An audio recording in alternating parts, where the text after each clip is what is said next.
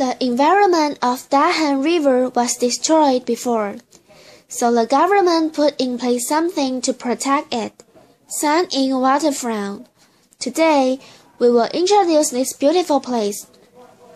The area combines lohas and a special local product, pottery.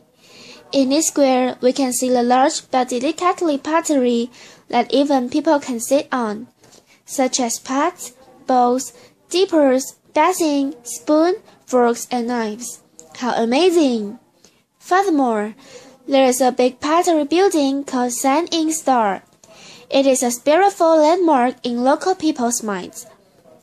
The external of San Ying Star is just like an unfinished china, and it has an entrance for people to walk in. So come with me right now. Yingge Ceramics Museum.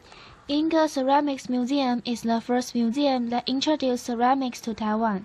It features the 200-year-old pottery history of Taiwan. In Yingge Ceramics Museum, there is a traditional craft hall, children's pottery world, study and research room, and a future hall. Yingge Ceramics Museum brings us a familiar atmosphere because of the special structures and the cultural ambience, making it a famous scene for idol program. There are many amazing pottery works in Yingge Ceramics Museum.